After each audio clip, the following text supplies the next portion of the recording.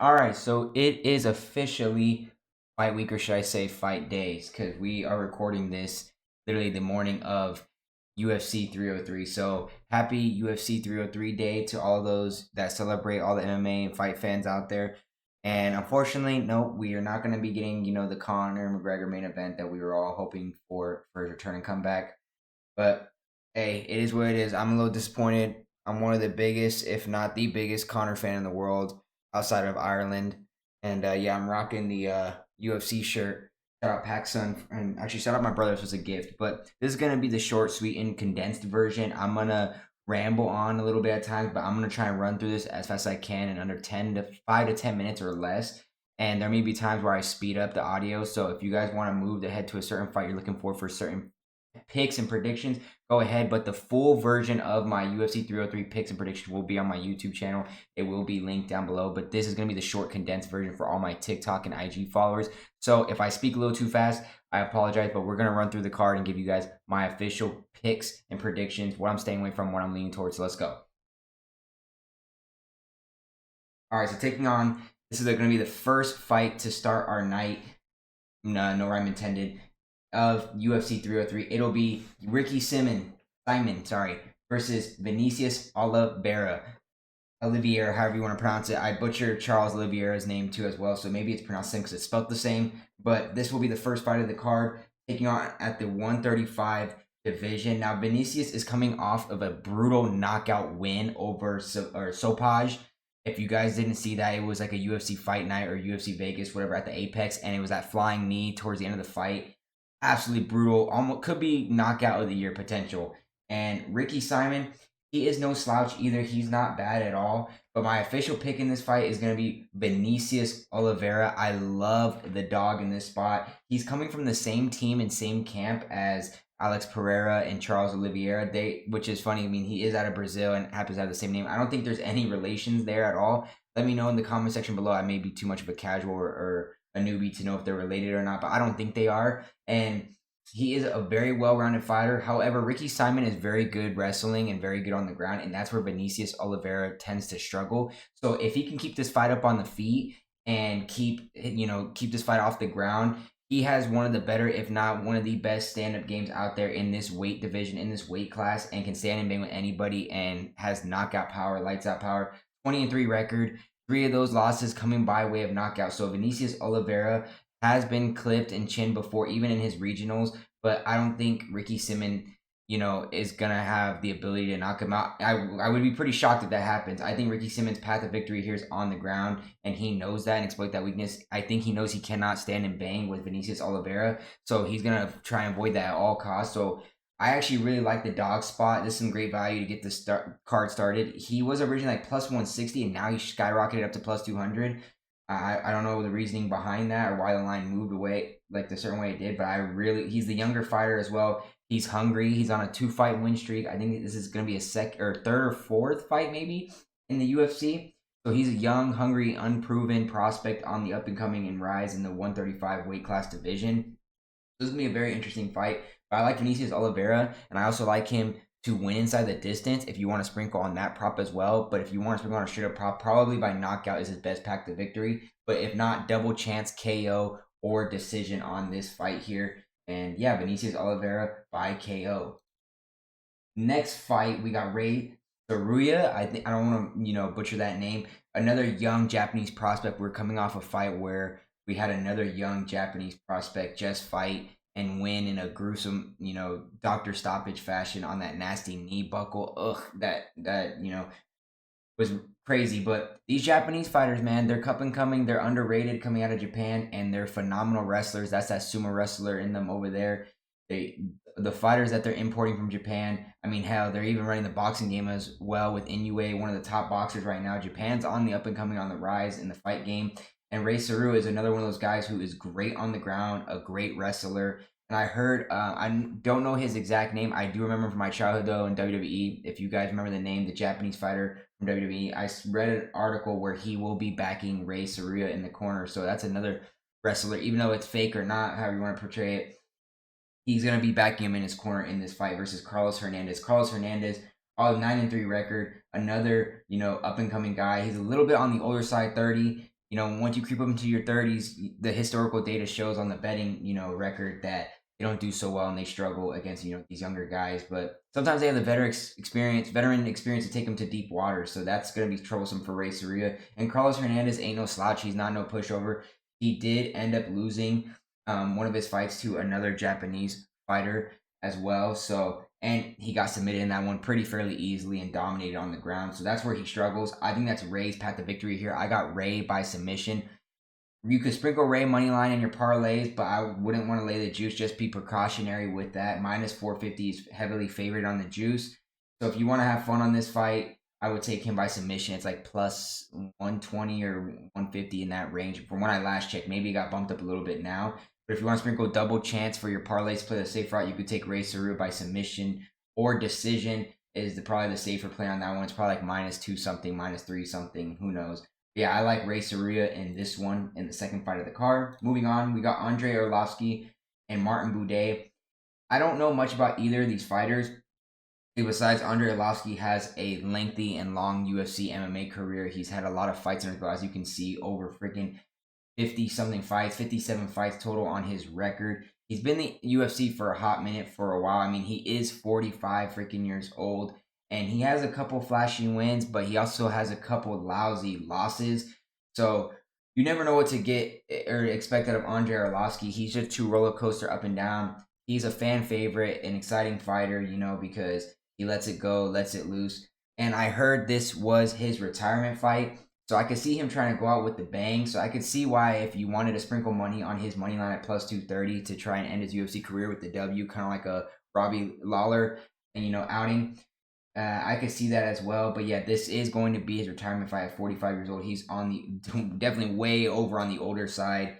And you know, Martin Buday, he's older as well, but he's still fairly young compared to Arlovski at 32 years old. Same reach and everything. I'm going to probably take Martin Buday on the money line for the safer side. He's probably the more better fighter, well-rounded, polished fighter. Martin Buday, though, 13-2 record, has some losses on his belt. I don't know if he has a chin. From what I remember, I thought he did, but I've heard some people say he's pretty chinny, so he can easily get clipped by Arlovski, who's pretty reckless and wild and can abandon his, you know, polished fighting style.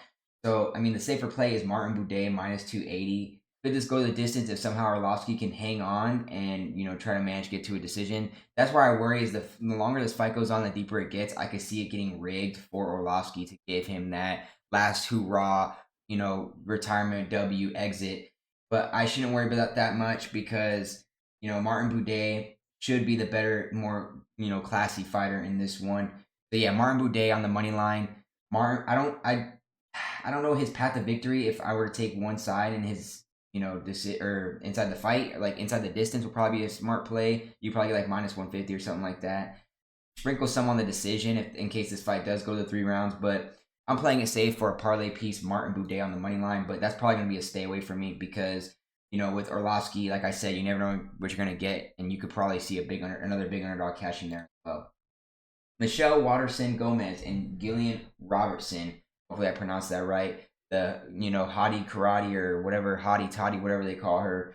That is Gillian Robertson out of Canada's fighting style. That karate, keep you at your distance, keep you at bay fighting style is what she likes to do. And Gillian Robertson, I'm not too high on her. This is probably going to be a fight that I overall end up, you know, deciding to pass on and skipping on. I don't want to lay anything like on a straight bet or a parlay on this one. This is no hate or disrespect to women's fighters. I know people hate in the fighting game and fight fans, MMA fans discriminate towards women fighters saying like and crack jokes like, oh, this is when I take a bathroom break, whatever. This could still shake up to be a solid, decent fight early on in the card, even though it's one of the more intriguing, interesting women fights because I don't know what I'm going to expect. I honestly projected this fight closer to a pick'em, but to see the odds, you know, lean towards more heavier towards Gillian, maybe it's because they like her fighting style and she's way much younger, 29 compared to 38. And Michelle Waterson-Gomez, she's kind of like a pretty girl. She doesn't like to get rough and dirty. Like Tracy Cortez is a pretty girl, but she gets down and nasty if she really wanted to and can scrap in a fight. Michelle Waterson, I think she just tries to avoid that. She has a solid fighting style as well. I'm just not a big fan of either fighter. Like I said, I'll probably stay away. I could see why some of you would lean towards Michelle Waterson at a dog price, but Julian Robertson is all around the better fighter with a little bit, in my opinion, a better record. Not much better though. And Michelle Waterson, she's also on a 5-fight losing streak, I believe, 4 or 5 fight. So the skid might continue, and she might be slowly on her way out and exiting. She's not all the way there. She's desperately in a position where she needs to win. So I hate, fading somebody that is back against the wall and they're desperate to win. And yeah, I'm just gonna all around stay away from this fight. If I had to pick a side, Jillian Robinson would be the one. So that moves us on through the early prelims. We are now on to the prelims where we are going to get started off in the bantamweight division with Payton Talbott, Yanis Ghemmouri.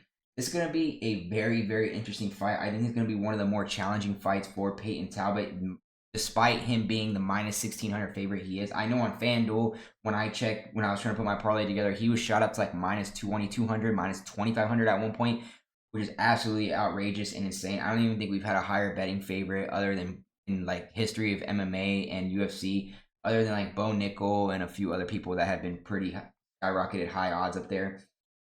Now, Payton Talbott should win this fight. Do I think it's going to be a cruise and an easy fight for him? No, by any means, no. That's why this minus 1,600, minus 2,200 price for him is a little bit alarming, and you got to tread carefully when you start getting with these high odd favorites, because people start, getting lousy with it, and they go, oh, he's so heavily favored. There's no shot he loses. Young and up and coming prospect, undefeated record. How many times, time again, have we seen that happen before? And then, bam, they get canned, and then here come all the people flooding the gates on social media saying, "Oh, fraud check, fraud check." I always knew he was bad. They wait for them to lose to pounce on him and trash him. So, if you want value in this fight, I would probably take Payton Talbott by inside the distance.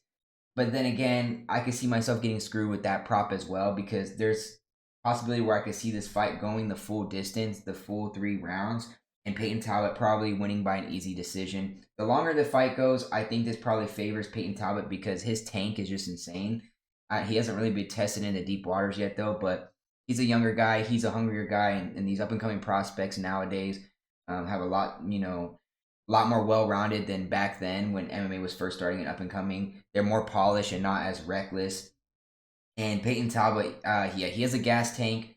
He has a decent chin from what I remember. It hasn't really been tested insanely. And to be fair, I had Cameron Simon beating him in his last fight, and he just made Cameron Simon look like a bum and made easy work of him and shocked everybody. So I don't know what to expect with this fight with these odds with Payton Talbott. Could we all expect and see Payton Talbott to pop off and make this light work, easy work for him? Absolutely, 100% sure. It wouldn't shock anybody. But could we also see him struggle against, a solid fighter and Yanis Ghemmouri, who is also 12-2 French fighter? He's not bad. He has a solid record, and he's not too old. He's still in his 20s, late 20s though, creeping up on the 30 age, and almost equal reach and height. So I don't know. This is going to be an interesting, fighting stylistic matchup. As they say, style makes fights. So I'm intrigued to see this one, to see what Payton Talbott's all about. But yeah, if I were to sprinkle one, play it safe, parlay piece, Payton Talbott. At that price, it's kind of a stay away from me. I'll sprinkle something looking at a straight bet on Payton Talbott ITD. If I had to pay the juice, so be it. Payton Talbott and decision as well. If I were to do a double chance, play it safe, I'd probably do Payton Talbott by knockout or decision. I think Yanis decent on the ground, but this is probably going to be a stand and bang fight. So if it does go to the ground, that's better for Payton Talbott decision bettors out there, because you probably can get insane value for the way these odds are. I know Payton Talbott in ITD is like minus 400 something, which is absolutely insane. You're basically paying Payton Talbott ITD at the same price you are Ray Tsuruya money line, which is outrageous. So that's probably going to be my play there. So we're going to move on to the next fight in the prelims. We got Charles Jourdain and Gene Silva. This is actually a very, very interesting fight, despite the record of Charles Jourdain. He's on a win streak from what I remember. I think he's coming off a finish in his last fight. I'd have to double check up on that. And fairly even in age, fairly, same height, not much in same exact reach. Gene Silva, I don't know too much about him. I haven't really done my homework or research on him to watch much of his fights to handicap him. I've seen a few Charles Jourdain fights, and he's an exciting guy to watch. He can stand and bang. He's got an all-around game, both on the ground and on the feet. So he's very solid on the feet or on the ground too. He's very, very strong. He's a strong, he can fight off You know, jiu-jitsu attacks was finished like submission finishes. He has stronger he's more stronger on the wrestling side, and in, all around just a beast. He's super strong. Um, and I know the record is alarming, and for him to be favored, if you just go base blind betting off a record, but this is not how the fight game works. We all know that. I would sprinkle some money on Gene Silva. We're getting him at a dog price. He opened up at like plus 100. This is closer to a pick'em fight. It should be 50-50 even, but the odds are kind of leaning towards more like a 55% Charles Jourdain on the line. I like Charles Jourdain and all. I don't know how to handicap this fight. And the rumor is, I believe Gene Silva didn't make weight. He missed weight on the weight cut because they're fighting at 145 in the featherweight division, and he clocked in at 147.5. And then after he weighed in, and Joe Rogan told everybody at the weigh-in, he missed weight or whatever, he like let out a scream on the scale. So I think he's playing into that, don't give a F attitude and all this stuff. And that's another thing too, is historically I don't like to bet on fighters that don't make weight, because they necessarily don't do well even with the weight advantage, because the other fighter comes out with like a chip on their soul. I can't even speak. Chip on their shoulder, trying to prove themselves and be like, and stick it to the guy like, F you, how you disrespect me for not making weight. Even though we just saw last weekend with Kevin Gastelum not making weight and still going on to win the fight. Even if he made weight, he probably was going to win the fight anyways. He was the all-around better fighter than Daniel Rodriguez, and it was a solid scrap. That was one of the more interesting fights on that card last weekend in Saudi Arabia that I wanted to see, and I ended up picking right on that one. I had Gastelum. But Gene Silva or pass, I like the dog or pass in this one, even with him not making weight. But who knows? He could get clipped for all I know. Charles Jourdain is that like FU mentality guy. He doesn't care. He's reckless. He can go out there and get the finish.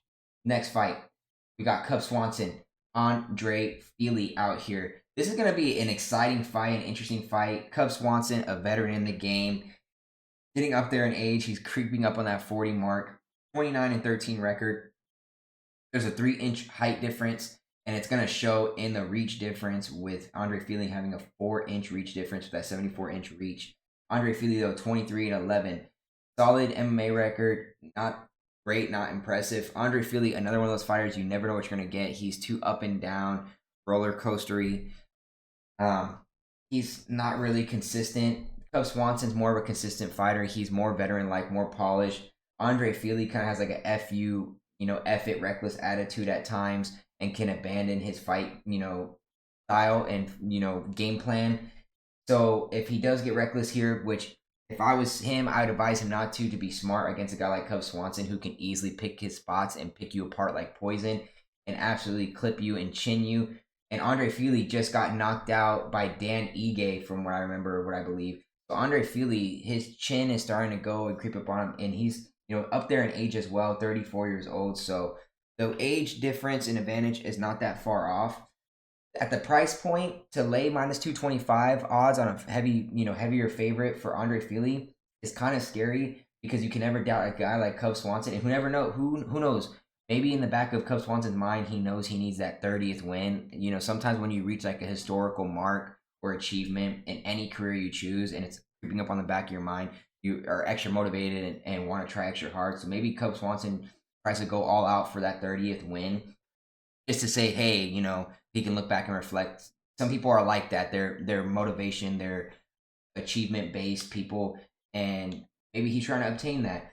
So to lay minus 225, I think Andrei Fili should win this fight at this point in both of their guys' careers. I don't want to put anything past Cub Swanson. In my opinion, if I were pricing these fights, I think this fight should be the ultimate pick'em of any fight on the card. This is actually a true pick'em in my division. Excuse me. My opinion, this should be a 50-50 pick. So I have a hard time getting there with Andrei Fili and laying the price with him. Am I probably going to lean that way with the favorite and Andrei Fili? Probably, but this is probably going to be a stay away spot for me. If I'm going to lay Andrei Fili with the juice, it's probably going to go in an F it, crazy long shot parlay. But if I were to take a side, if I were to take an official pick and bet on this fight, my official pick for this fight would be this fight to end in KO. TKO. I don't think this is going to make the full 3 rounds. I don't think either of these guys are going to be passive shy. They want to put on a show for Vegas and for, the company of UFC, and show Dana White what's up. And they're going to stand and bang, and they're going to do some Max Holloway, Justin Gaethje type stuff if it does come down to the end. which I highly doubt it even makes it to the very, very end. They're gonna meet at the center and start standing and banging and going wild and crazy. Both of those type of guys, they respect the fight game, they love the fight game, and they will do something like that to put on a show for the fans. So someone's gonna get clipped. We literally just saw Andrei Fili get clipped. We know Cup Swanson's capable of getting finished as well. Both guys have a decent chunk of losses. So yeah, I would take the fight to end in a KO. You might be, some book out there might give you a good price. I don't know what the official price I got on FanDuel. I have to double check, and it'll be in the editing, post edits on the video for you guys afterwards once I get everything together. So yeah, the fight to end in the KO is probably the lean that I'll take there. All right, next fight. We got Joe Pyfer, Marc-Andre Barriault. Now, this fight is another interesting fight. Marc-Andre Barriault, again, another fighter who's kind of a wild card. You don't know what you get. Half the time, he has this look on his face like he doesn't care look. Just this weird smug look on his face that, he doesn't even really want to be there. I mean, look at his freaking profile. I know he's trying to have like a serious, like mean look on his face, but he's doing a crappy job at it. He literally looks like he doesn't even want to be there. And sometimes in his fights, that's the case. I mean, 16-7 record, not all the way bad out of Canada. I believe he might be coming off a loss. Don't quote me on that. From what I remember, he actually might be coming off a win because there was a fight card in Canada. I think he got the dub there. So I'd have to double check that. But his significant strikes, landing per minute, and his accuracy is actually pretty solid. Joe Pyfer is not really well known for his striking. He's an all-around wrestler, another one of those Bo Nickel type of guys, one of those American, college wrestler guys. So his path to victory on here is definitely on the ground. Marc-Andre Barriault, that's not his, strong suit. So I think Joe Pyfer recognizes that and sees that. And Joe Pyfer is, again, another one of those guys up and coming, wants to prove himself. He's hungry, and he's on the younger side. And he's kind of one of those crazy lunatic guys like Sean Strickland type of people.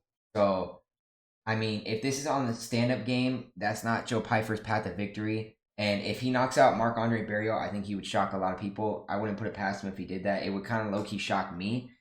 But, yeah, Marc-Andre, he's not too bad on the ground. He's actually a pretty strong wrestler himself. But there's only so much you could do for so long when you're in deep waters after takedown after takedown after takedown and constant output of takedown. And Joe Pyfer has a solid, decent, takedown output in fights. So I think Joe Pyfer probably can get the job done. I'm going to lay Joe Pyfer ITD, double chance, so basically submission or TKO. You can probably get a solid price on it. I don't want to lay minus 320 with Joe Pyfer. I heavily lean his way, so it'd probably be a safer parlay piece. But again, with some of these price points, minus 300s, minus 200s, you got to be careful in the fight game, especially because time and time again, we see people just, he's the favorite, he should win, and they blind bet, or they just, look at what I'm looking at right now on ESPN. They don't really do their in-depth research and into each individual fighters or go look at their past fights. I know I didn't really do my due diligence and do my homework and watch or keep track of their record, for this card. Normally I do a better job of that, and that's my fault. My apologies. I'm just trying to rush out this video and this content for you guys. And so that's on me. But Joe Pyfer, ITD, you could probably get like minus 200 somewhere, minus 180, on the higher minus 100 side. If I were to take a prop in this one, I would take Joe Pyfer by submission. And if you want a safer prop, double chance, it would probably be Joe Pyfer by submission or decision if Marc-Andre Barriault can find a way to hang on and survive and make it to the end. But even if he does, it should be Joe Pyfer by a unanimous decision. So, but yeah, I like Joe Pyfer ITD in that one. That's going to hear us all the way out through our 8 prelims fights, 4 through the early prelims, 4 through the prelims, and now we make it to our official banger main card. And all honestly, this is a blessing in blessing in disguise, because Conor pulling out of this card in this event, we would have never got this makeshift of a card on the last final 2-week notice, like literally last minute. I mean, Ian Machado, everything else stayed the same except the last 3 fights, and we'll get to that. But, I mean, shout out to Conor. Somehow, he pulls out of the fight, and we still end up getting a banger card. This card's actually chef's kiss. I think when we look back on it historically, this is going to be one of the more underrated cards of all time, and one of the more underrated cards of this year, 2024 alone. I mean, us fight fans, hey, we gotta thank the fighting gods and thank the fighting heavens that we've been spoiled this year, guys. Let's be honest. We've been blessed this year so far through all of combat sports. I'm talking boxing and I'm talking MMA. I'm talking about all of it completely. These new companies coming up with karate combat, with you name it, bare knuckle boxing. It's just an exciting time to be a fight fan. We've been begging for this for years. Boxing was on a down pike, slowly creeping up, but I think MMA is still king in my opinion. Let me know what you guys think in the comment section below, how you feel about boxing and MMA. I really hate the argument about combat sports, which is better, which is this. I'm always been an MMA guy, so I'm on the MMA, but I could care less. I just love the fight game. I love combat sports in general. I don't know why people just can't appreciate both for whatever reason. It's hella weird, but it is what it is. But we're going to, enough of me rambling and side ranting on that. We're going to move on to the first fight of our main card. And man, when I saw this get announced like months in advance, a couple months ago, ooh, was I excited. I'm a big Garry fan, even though people clown him with, the whole cuck jokes and making fun of his wife being a wag and all this stuff. Despite all that, it's his life. He chooses what he wants to do. I'm just bystander. I just watch his fights. I'm a fight fan. I'm a fan of his. I enjoy what he does. Does he try too hard to be a little bit of Conor McGregor-like with, the whole Irish background? Yeah, it's kind of corny and cliche to piggyback off of Conor. I wish he would be like his own person because he's actually a cool guy. Even though people try to hate him so much, I'm one of his few fans, I feel like. And so far with the, documentation behind the scenes with his son imitating fighters and, he's actually a pretty decent trash talker in the press conference. He got the better of MVP in this one. And people are starting to open up and come around to him a little bit. I've always liked Machado Garry up and coming from the start, like when he first made his debut. So I never really understood the hate. But don't get me wrong, this is another fight that is a true 50-50 pick'em, as much as I hate to say it. This was enticing. I watched Michael Venom Page on the back end of his Bellator career, his last couple of fights, and then when they announced him and Killer Harrison and a couple others were coming over, I was like, wow, that is huge for the UFC. Huge pickup and huge move by Dana White, and he himself knows it. Michael Venom Page is absolutely nasty, absolutely crazy. His style of fighting is so much fun to watch. Both of these guys are crazy. I know Machado Garry's last couple of fights have been boring and snooze fest. He's kind of, walked his way to a division by being defensive and running away and scaring like Mayweather type. But when Machado Garry really wants to be, picking and choosing his pockets and picking and choosing his poison on how to finish a guy, he can really get it done. Like, I know he's afraid to get his chin tested. I mean, any of us would be. Like, the whole point of the fight game is to not get clipped or chinned, right? You want to avoid, keep your distance and not get rocked or knocked out or any way to get finished. Like, if you're going to lose, I guess decision's the best way. You're going to be defensive, right? If you're a really smart fighter and you're actually trying to win and actually trying to build a legacy, a career, and championship title and belts, you're not going to let just some guy knock you out. So people can hate on Garry for his fighting style, for his corniness, for his whatever it may be. But it wins, right? Boring or not, if it goes to decision, he's doing what it takes necessarily to win. And you can't hate on the guy who's trying to be a champion fighter and build a legacy. So even though his last couple of fights haven't been exciting and he was running away from Jeff Neal, and he even explained himself, he's like, bro, if Jeff Neal was landing haymakers, a guy who hits like a truck and hits hard, you'd be running away too. So, but like I said, going back to Machado Garry before I side ranted there, if he really wants to stand and bang and in the pocket, he's one of the more comfortable fighters in the pocket. He is from shoot box style fighting.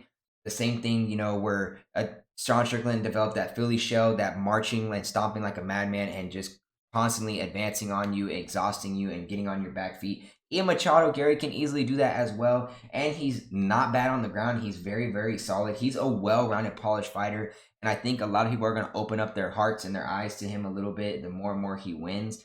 That's a weird thing about the fight game. It's a sport that slowly has become what have you done for me lately type of thing, where it's like, okay, you're on a win streak, you're on the mountaintop, everyone's loving you, everyone's riding your coattail and joining the bandwagon, and then the minute you lose, how quickly they switch up and turn on you and turn on your back. Like, the MMA, the combat sports fight game fan base is the most corny, casual, whack fan base of them all in all of sports, and I hate to admit it because I'm a part of that community, but it truly is. It is what it is. Like, I don't know. People can't be fans of fighters and stick by their guys. It's like I've seen people be fans of certain fighters for so long through their career, and then the minute they switch up, or like if you're not like a certain legend, they abandon you.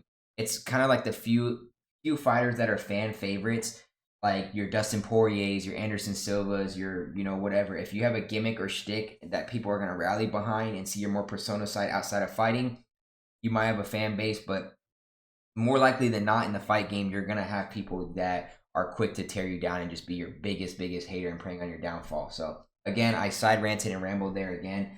But going back to this fight in this matchup, I like Ian Machado Garry. He opened up at like minus 140 at one point, minus 120, 130. This was almost truly pick 'em odds, but the books have slowly, slightly increased this to Ian Garry. I don't really like that for somebody who's a fan of his. I'm a fan of both fighters, so this is gonna be a tough one to watch. Like there's I'm a bigger Ian Garry fan than I am Michael Venom Page, but it's in this type of fight, I just love them both so equally and so much for their fighting styles that it's just hard for me to put bias aside, put heart and brain, and differentiate the two when trying to, have a smart pick in this fight. I really don't want to get involved in this pick prediction. So on my official card, my official picks, this won't be there. I'm abandoning it completely because I just have too much, mind, body, soul, and spirit in watching this fight. I'm going to watch this fight to enjoy it. If someone gets clipped, if someone gets finished, so be it. I kind of hope it's Michael Venom Page, but I just don't like Ian Garry creeping up heavy in price. Should he win this? Probably yes, because they don't really care about Michael Venom Page. He's an older guy. He's probably going to give him a good run of their money in a few good years on the back end of his career in the UFC, make Dana White and the company a couple of dollars, a couple of money. And Michael Venom Page took the deal because he's probably realized this, hey, I have a solid record. I've been running through the Bellator, and I kind of want to challenge myself. But also, I'm going to secure myself a bag while I'm here because I'm on the last few years of my career, however long he goes. And, yeah, so he's just so lengthy and so long that I could see that being a problem for Ian Garry. Pause, by the way. No Diddy. But his reach is just insane and just astronomical. And I think Ian Garry is very, very aware of that. And he can get picked apart. And Michael Venom Page is no slouch on the ground in jiu-jitsu by any means necessary. We've seen some nasty finishes on the ground by him, but we've also seen him have nasty finishes on the feet and clip people. This is why this fight stylistically is going to be absolutely insane. This is a main event fight right here. This is absolutely a main event fight anywhere else. It just so happened to be that it got pushed all the way down from, the hype of Conor and him pulling out and then all the makeshift changes that they had to make last second, that this got bumped all the way down to the first fight on the card, even below a women's fight, which is absolutely crazy. So I'm going to lean Ian Machado Garry. Could I see him getting a finish? Probably not. I think the first round is probably going to be boring for a lot of fans watching at home on TV and there at the event in arena in Vegas. You're probably going to hear a lot of booing in the first round because both guys are high IQ fighters in my opinion. They're highly cautious, even though they both can fight reckless at times. They're conscious and aware of everything that's going on. Michael Venom Page is one of the more up there IQ fighters, so he's just not going to go in there. Maybe at some point in the fight, he just says, all right, I'm losing on the card. F it, screw it. I'm going to, let all hell loose and let it go. And Ian Machado Garry can pick him apart and get him a finish. And Michael Venom Page has been finished before. He has 2 losses. I think both of them were by finish, if I'm not mistaken. And they're both by knockout. So he can be clipped. He can get clipped if he's reckless. And, but I think the first round is going to be extremely, extremely slow. They're both going to try and figure each other out and figure out what they need to do.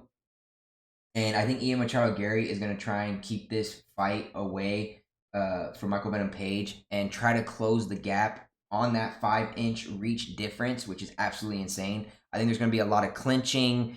I think there's going to be a lot of bit of, makeshift wrestling. So if I were to take an official play, it would probably be Ian Machado Garry, double chance, play it safe, KO or decision. And if I were to have an official pick on this, I may or may not dabble or sprinkle on Ian Machado Garry by decision. You could probably parlay his money line if you want to play it safe. That's probably going to be the safer play. But for an official pick, you're not gonna get one out of me from this fight. I just can't get there on this fight. I'm probably gonna be one of the ones, that are just gonna enjoy the fight for enjoyment, for how much I love both of these fighters, and just enjoy it for what it is and kind of live in the moment and witness it all. Would I love to have skin in the game? Yes, it's probably gonna go on Ian Machado Garry, but I wouldn't be shocked if Michael Venom Page hands Ian Machado Garry his first loss. I might dabble and sprinkle like a quarter unit or half a unit on Ian Machado Garry by decision, but that's all you're going to get out of me. You're not going to get an official pick. So yeah, that's going to be it for that fight after I rambled on for what felt like 20 years. Next fight, we got Mayra, Bueno, Silva, and Macy Chiasson. Hopefully I pronounced her name right. I hate butchering people's names, so I apologize. Don't bully me in the comment section. Don't be one of those, grammar police or pronunciation police people. I try my best, okay? I'm not an official, a pronunciation person. That's not my job. So I think I might have butchered both names. Maybe I got both of them right. Who knows? But this fight is going to be definitely interesting. Mayra is coming out out of Brazil with a 10-3-1 record, and Macy out of the U.S. with the 10-3 record. Macy's also coming off a win. Her MMA career was a bit of a roller coaster, a lot of hiccups, a lot of ups and downs. I know she was struggling with a lot of different things, a couple of losses here and there, and when she was trying to get the train rolling and get off her feet and going. And then she had a couple of injuries, some crazy injuries. I know something involving like structural damage in the knee or something like that. I don't know if it was like a motorcycle incident or I don't know. I don't know the backstory. So she's climbed all the way back slowly but surely. Even with the solid record, she has a win streak behind her. I know her last fight is coming by way of finish, if I remember. It was a UFC Apex event as well. It was actually one of the more solid, girl fights, more interesting. Macy Chiasson made it look easy. She kind of dominated through and through. Mayra Bueno Silva is no slouch, no joke either. Both girls the same age, but to take note, Macy does have that 6-inch reach advantage and that 5-inch height advantage. Mayra Bueno Silva has fought, way taller girls before in the past with big height differentials like this. And she has found a way to scrap and claw and make it a fight, make it a close and interesting fight, and sometimes squeak out and pull off a W. I'm not going to put past her anything here for her. She's a solid, well-rounded, polished fighter. Macy is pretty solid as well. And I think Macy is a little bit of a smarter fighter. I know Mayra Bueno Silva, sometimes she can get easily frustrated and irritated at times when things aren't going ways in her fights. Her emotions get the better of her and get in the way of her fighting game plan. And it strips her away from her fight IQ, which kind of hurts her at times in fights, and she sometimes manages to, bully past that. But if Macy can come in this fight sharp, polished, and very technical, and pick her and choose her spots, she's gonna have her way with Mayra Bueno Silva and probably make this a cakewalk, easy fight. Now, most chick fights do end up going the distance. It is what it is. I wish I had this historical data or the data analytics for the betting record on how many times in UFC MMA history a girl fight ends up going the distance, more times than not. So this is probably going to be one of those fights. I know it's a chick fight on a main card, and that turns people away, and people are going to say they're corny bathroom break lines, but this is going to be actually one of the more exciting fights that you're going to get. These girls are going to throw down, they're going to scrap, they're going to have high quality wrestling as well. And I just think Macy's height and reach advantage is just too much for Mayra. I like her fighting style, even though she gets frustrated sometimes. I think both girls are on a little bit of a win streak, if I'm not mistaken. And there might be some stakes at play here because I don't think Macy's ranked. I think Mayra is ranked from what I think she's in the top 10, top 8 maybe in the women's bantamweight. So there's definitely some implications at a potential, a title fight in the near future for these girls. So there's a lot at stake. So you're going to get very high, well-rounded, fighting game plans and fighting IQ out of both girls. But Mayra Bueno Silva, she is susceptible to getting clipped here. I wouldn't be surprised if Macy gets a finish. I could see you sprinkling. I don't think she gets it done wrestling on the ground. Mayra is very well-rounded in Brazilian Jiu-Jitsu and very technical and defensive. Macy has solid Brazilian Jiu-Jitsu as well. She's more, stronger on the wrestling side. She's got some beef to her. She's pretty strong. But Mayra is no slouch either. She can push some of them girls around like they're nothing, like rag dolls.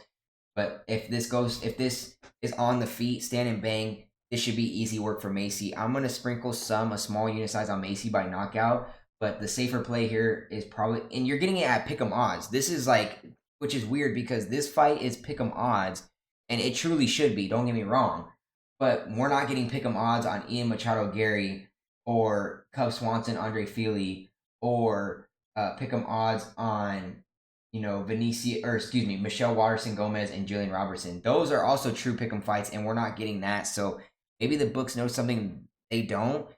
And if you're thinking logically and technically, that's why you probably want to lean the favorite. But then again, you can't do that because you'll find a way to get hosed and your parlay busted because of you doing that. But I just think it's weird pointing that out, that this is a true pick'em fight and it's been priced that way on the books. But other true pick'em fights on the card have not been priced that way. So I just don't understand. I don't get it. That's just me though. But I'm gonna lean Macy Chiasson. I really like her a lot in this spot.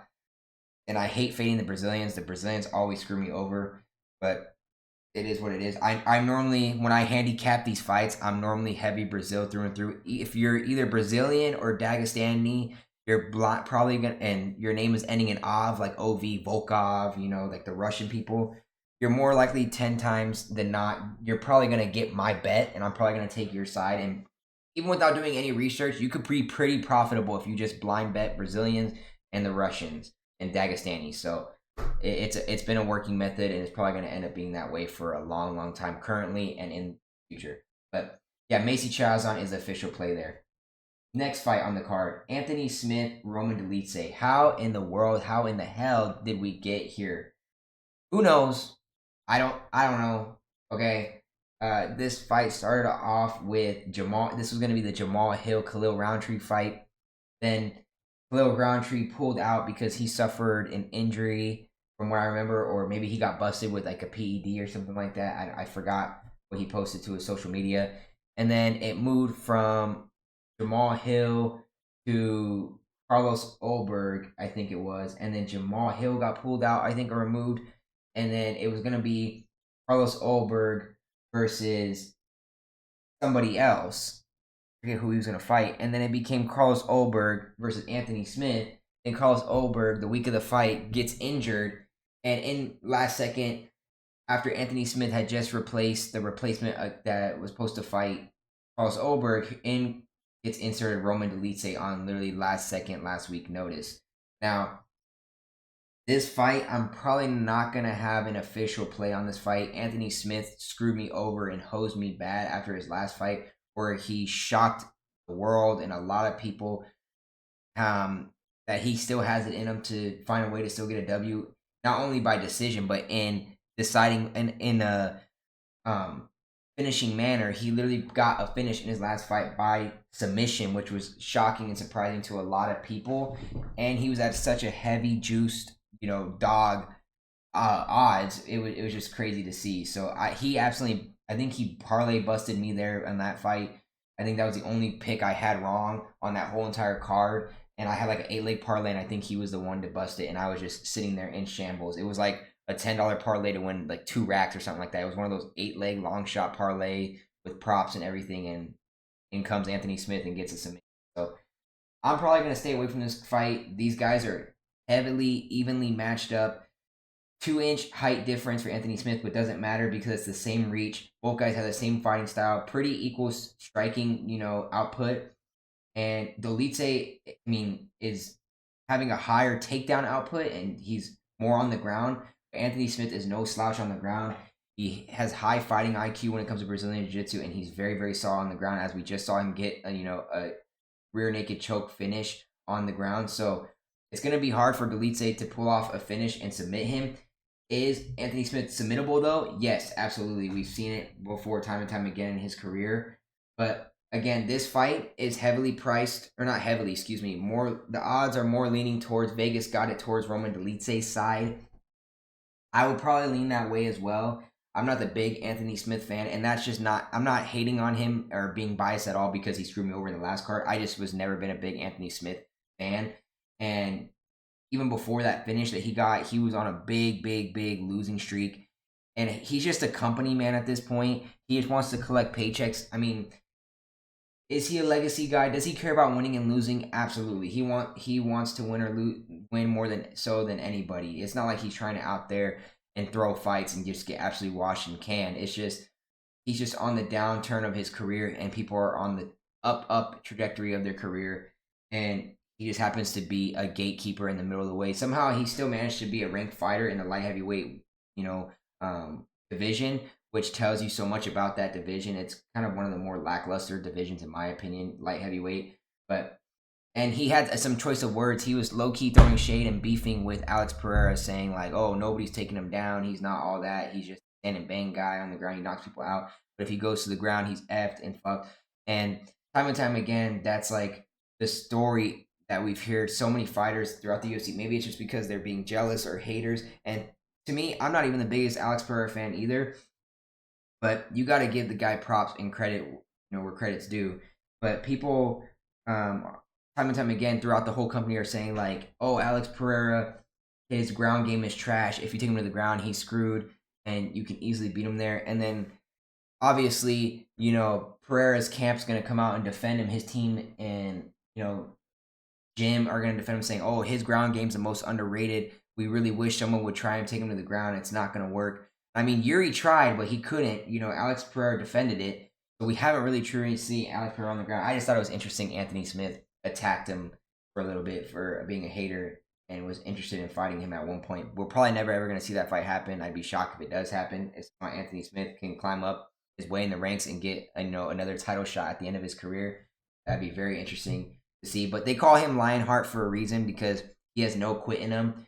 He's very hard to put away and very hard to get finished. I mean, Johnny Walker just absolutely destroyed his face, punched his face into oblivion for 3 whole rounds, was just molly-whopping and destroying him, and he just would not go down and get put away, was just eating shots after shots. It ended up going the distance decision. That's why he's called Lionheart, because he's very, very hard to get finished. He's going to try his best in every way to scratch and claw and fight his way to a decision, even if he knows he's going to lose and get dominated. So yeah, this is actually a very even fight. Again, another fight that is truly pick'em odds, like the Macy fight.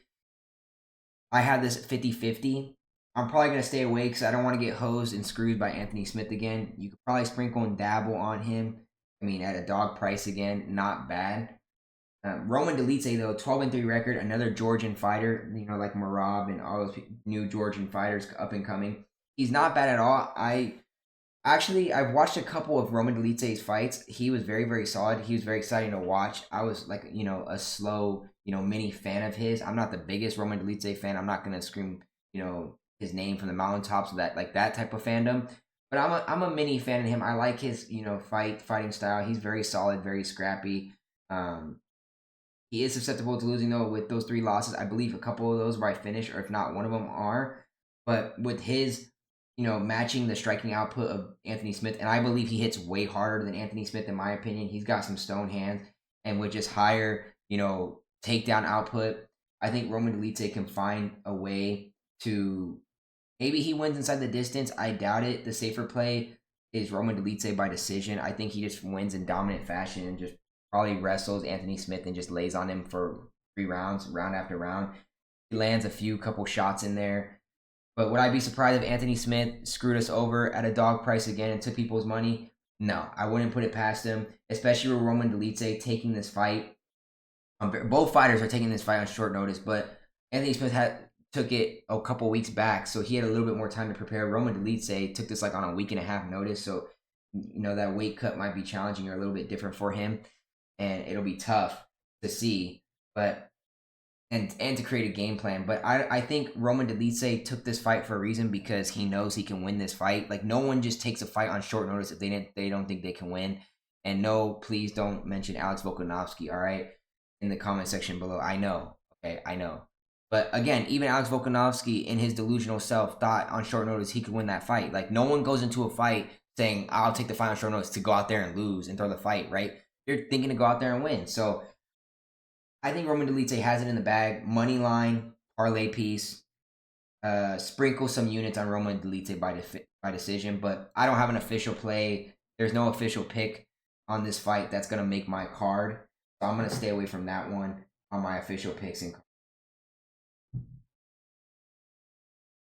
Next fight, we are here at the co-main event, and man, when this got freaking announced on short notice, I was like, wow. Dana is in the lab and he's chefing it up. Okay, Dana White was in the lab cooking. Him and the boys got in the war room, saw this. I don't know how they thought of this and made it happen. And I was just like, wow. I am one of the bigger, if not the biggest Diego Lopez fan. I've been riding with him since day one. Another guy, ever since he made his debut in the UFC, even though he lost and was struggling his way through on the Ultimate Fighter, and he got poked in the eye, and technically he lost like in a legal fashion, and he had to climb his way back up. He had to find himself again, which is why I like him so much with his redemption story. When he was first getting in that midst of that win streak, that little hot streak a couple fights ago, like 3-4 fights ago, when he started sparking people, I saw him on ESPN like I'm looking at right now. I looked at his picture and I was like, man, I absolutely hate this guy. You can even ask my boy, shout out Amari, you know who you are. I'm not dropping full government name, for protective reasons. Just maybe he didn't even want me to name drop his first name. I apologize, I'm sorry, but I just had to. But even my boy, one of my best friends, he knows that me and him mutually agreed. We literally looked at this guy picture and we're like, oh, we hate this guy. He has a punchable face. Like, I just want to punch his face and he just irritates the hell out of me. I don't know why. Bro, we watched his, one of his first bigger fights in the UFC and we instantly fell in love. It was like that meme from the Lego movie where he was like all stunned, right? That was us, bro. We're like, wow, this guy fights incredible, high polished IQ. He's so well rounded, so nice. I know it sounds like I'm glazing, which I am, and I'll admit it, no diddy. But literally, I was like, wow, this guy's fight game, from IQ to fighting style, he puts people lights out, he gets finishes. He's a very, very exciting fighter, and he was on the rise, up and coming. And that's what we like to do. We like to find people early on in their careers and hop on their bandwagon early on, so we can, me and my boy can say we were there first before everyone else hopped on. And when we are a fan of a fighter, we don't switch up or change. We stick with them through and through. We're pretty like loyal to our fighters. It just depends. Like, it has to be like an erratic situation for us, to do that. But yeah, we've been on the Diego Lopez hype train for a minute now, and everyone is slowly coming out the woodworks now. I see on social media, everyone's like, oh, I'm the biggest Diego Lopez fan, all this and that. Bro, you were not there when he was up and coming, dude. This guy is absolutely wicked. People were talking about doubting him against Sodiq Yusuff. Put Sodiq Yusuff's lights out with easy work. They were doubting him his last fight before that. They didn't know what to expect. Easy work. Fight before that, another finish, easy work. So it's like, bro, this guy is putting people down left and right any way he wants, on the ground, on the stand and bang, on the feet.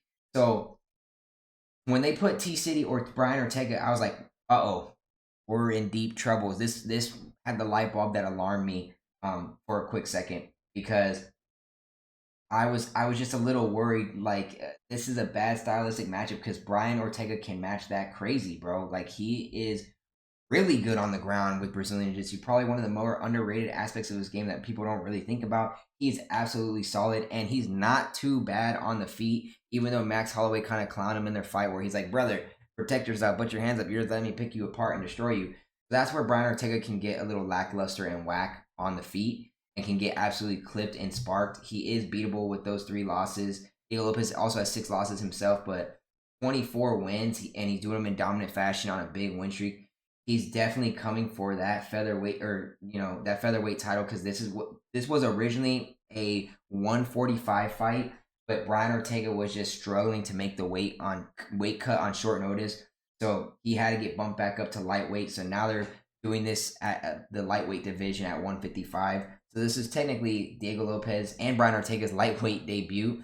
Besides, Brian Ortega did also say, which is also kind of alarming and a note for bettors to know, if you're going to lay the Brian Ortega dog price, it's just hard to get there, because you don't want to rally behind a guy who just said, this is my last fight in the featherweight 145 division, because after this, I'm shooting up to lightweight and going up to 155, and that it's been a struggle for me. So it sounds like a fighter that's not all the way mentally there. He's kind of checked out and already trying to move on towards the next division. Is he trying to win? Yes, I'm not going to put it past him, but he's getting up there in age. He's a little bit of an older fella, 33 years old. Is he still a dominant fighter? Yes. But when you got a young, hungry wolf and an up-and-comer like Diego Lopez, you just got to lay Diego Lopez at the -140 price. You're getting him at a really good price, a fair price to be honest. In my opinion, again, this is another one of those fights on the card that was a true pick'em to me, and the sports books and the odds makers are still leaning and teetering towards heavier on the Diego Lopez side, and for a good reason. So that just indicates to me that Diego Lopez gets the win here, probably by decision, but I wouldn't be surprised if Diego Lopez wins inside the distance. I mean, with the 5-round fight, if this is co-main event, right, this should be a 5-round fight. It's hard to see it get all the way there and make it there. And for people saying, "Oh, Diego Lopez hasn't been tested in the deep waters yet and he hasn't been to championship rounds and rounds 4 or 5," right? This dude's gas tank is unreal. His output that he has while managing to have an unreal gas tank is insane. So to say he hasn't been testing in deep waters, he hasn't, but don't put it past him.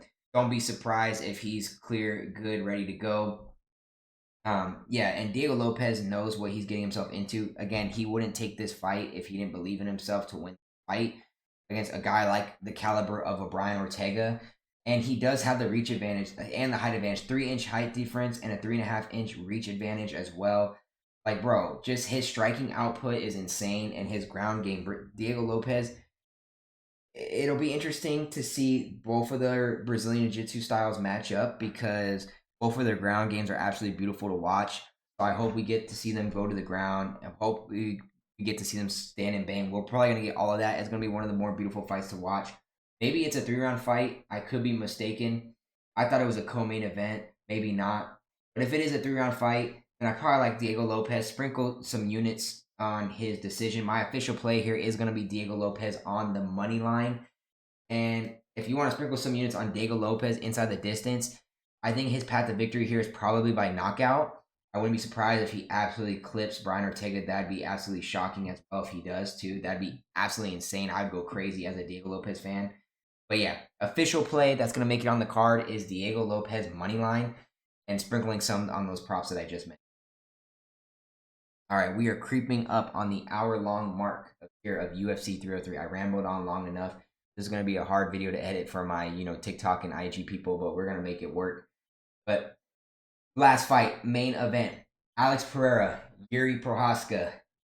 Man, we are getting the rematch a lot sooner than later, and this is happening very, very, very, very, very quick. Now, I'm just going to come out and say it off the bat. I'm leaning Jiri Prochazka here. I like the dog price, again, on Jiri Prochazka. Absolutely, absolutely, absolutely love it to get the revenge spot, the revenge angle, bounce back and get his title back. Alex Pereira coming in out of Brazil, the arch nemesis of Israel Adesanya, which is partially the reason why I'm a little bit biased. And I'm not the biggest Alex Pereira fan, even though the whole MMA world loves him. And they're like the biggest fans of him, and the whole Shama thing. Shama, I do it too. It's fun, it's funny, it's cool, it's whatever. But other than that, I'm not the biggest Alex Pereira fan. I guess you could consider me a hater just because I just spite him so much because I'm such a big Izzy fan. That's a little bit of advice. You guys can attack me and hate me all you want in the comments about Izzy this, Izzy that, 3-1, whatever. Cool, I don't care. But Alex Pereira coming out of Brazil with a 10-2 record, the current light heavyweight champ in the division.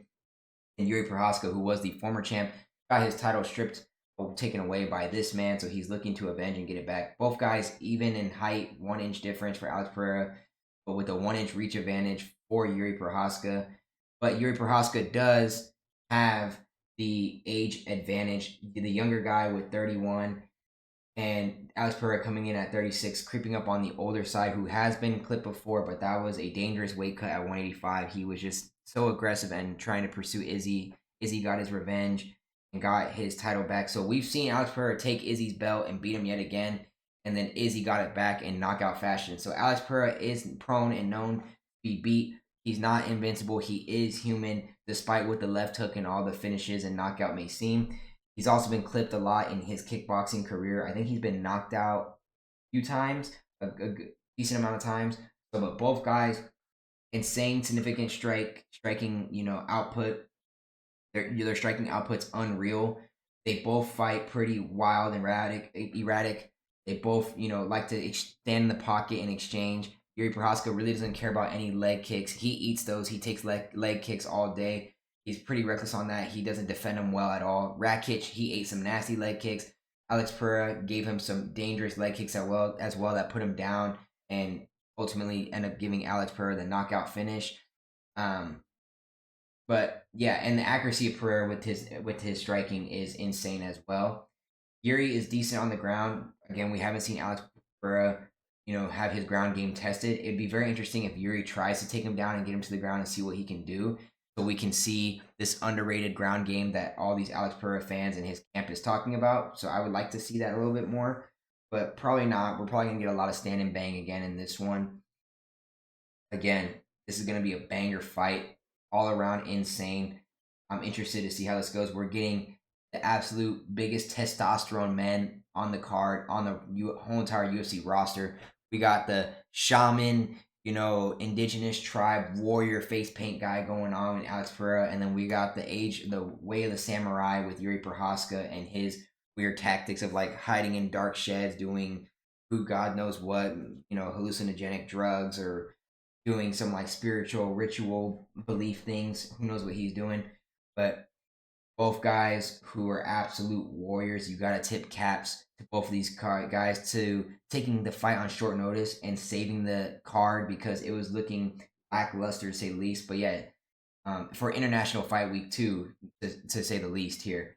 But yeah, I'm going to get into my reasoning of why I'm behind Jiri Prochazka because there's a lot of factors into play here. Age is a thing in this factor, despite Alex Pereira winning the first matchup.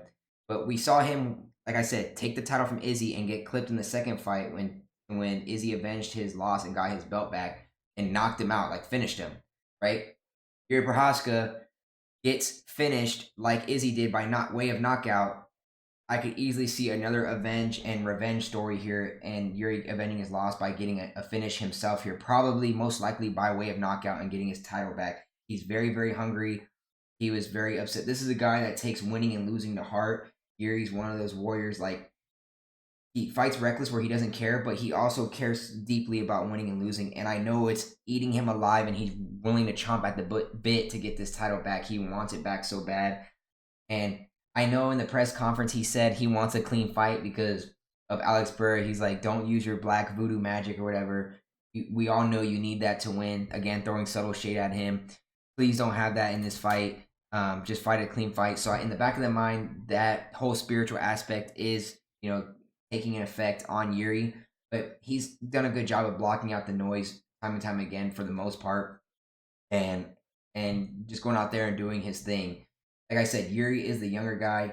Has he been clipped? Also, the other angle I'm looking at is you could also say that the first fight was very, very controversial. Did he clip Jiri? Yeah, Jiri grabbed, but as Jiri was falling down, he grabbed Alex Pereira somewhat semi-consciously. And Alex Pereira, all he did was lay on him, right? All he did was just, and then the ref called the fight because he thought Jiri Prochazka was out. So there was a lot of controversy where a lot of people thought, hey, this fight could have gone on a lot longer. I was actually surprised. I thought it was going to get finished in the first round or the first 2 rounds, but it made it towards late in the third round, almost into the championship rounds of 4 and 5. So that was very interesting to see, to make it into deep waters like that or close to it. I don't think it goes to deep waters here. I would probably take, if your book offers 2.5 or maybe 3.5 rounds, if you can get alternate lines like a DraftKings or something like that, I would probably take the under because this fight is not going to the decision. It's not going to. These guys are standing in, trading till the death. Someone's going out again. I would probably sprinkle on this fight and ending in knockout. I don't see it going to the ground much. That would probably be my safer play as a prop, is fight ending in the knockout, kind of like the Cub Swanson Andrei Fili fight. But I would take Jiri Prochazka on the money line at this dog price. This is a true 50-50 pick'em fight. And again, that's why it alarms me and worries me, because the books and the odd makers are creeping up, towards Alex Pereira's line. But like I said, the angle of the last fight being a controversy, early finish, they did already announce that Herb Dean will be on the call for this fight. So he's going to make sure that if you're losing, your lights are completely put out and you're going to lose for good, for sure. Like, leave no doubt about it. No controversy, early stoppages, nothing like that. If you're getting clipped, you're getting clipped. And Herb Dean's not going to stop the fight until, like, you're getting your face pounded in like Jamal Hill did. So I think Jiri Prochazka like I said, someone's getting knocked out. So if you want to sprinkle on Jiri Prochazka by knockout, Jiri Prochazka ITD as like a safer route, but Jiri Prochazka for the value, you could probably get like plus 220 or something like that on the books. That's insane value. I really like Jiri Prochazka a lot on this fight. That's probably gonna be my official pick. I was leaning towards staying away from this fight and just enjoying it is, but I know a lot of you want a main event pick. That's what you guys are here for. That's what you guys come for. You don't come here to say, don't take a side in this fight. Me personally, I may end up staying away, but for the sake of the content and for the video, I'm gonna lean towards Jiri Prochazka money line and Jiri Prochazka by knockout. And the other angle, I know the Black Voodoo Magic thing has Jiri Prochazka worried, but we also got to take note that both of these fighters took this fight on short notice, but Jiri Prochazka has had a way longer time to prepare for this fight and prepare for Alex, because he took this fight like 2-3 weeks ago, almost a month ago. Alex took this fight like a week and a half, 2 weeks ago. And when he took the fight, he was walking around at like 227, I believe, or something like that, 229. So he has to cut like 22 to 25 pounds within a week and a half times in a fight week. I don't care if this is his regular fighting weight or what have you not, what he walks around at. That is a brutal cut. That much pound differential is brutal for anybody at any weight class. I don't care what you walk around at. I don't care what you fight around at. 22 to 25 pounds is absolutely outrageous and insane. So we could get a fight drained Alex Pereira here, which could affect him, make his brain a little hazy and foggy. Is his technique going to be the same, and is his fighting style and IQ going to be there? Yes, he's going to have that left hook. But I think Jiri Prochazka is going to be more cautious when making his advances and going into the pocket with Alex. He's going to be more cautious, more aware, more high IQ on that piece. And I think he's studying a lot of film and tape on where he can take advantage and pick apart and pick his spots when fighting Alex Pereira. So I don't know. I like Jiri a lot in this spot. This was one of my more confident picks when the fight was announced weeks ago in advance. I was all over Jiri. I knew I was gonna get him at a dog price. I really liked him a lot. So yeah, that's gonna do it. That's gonna be my complete rambling of UFC 303, my official picks and predictions. I'm gonna close one out with Jiri Prochazka money line. There you guys have it. We went through each individual fight on the card. Let me know what you guys think. What picks do you guys have? What picks do you guys like of mine? Which ones are you guys tailing? Which picks are you contradicting me? I would love to hear you guys' thoughts and opinions. Please keep it classy in the comment section below. Don't wait till after the fight happens. Don't be that guy. I can take the heat. I can take the losses on the chin, right? That's part of the fight game. That's part of the sports betting, gambling game. You win and you win some, you lose some. You take the losses on the chin. You take the wins on the chin, and you keep it pushing, keep it moving. It's always the next opportunity moving forward. That's how I always approach it and always looked at it.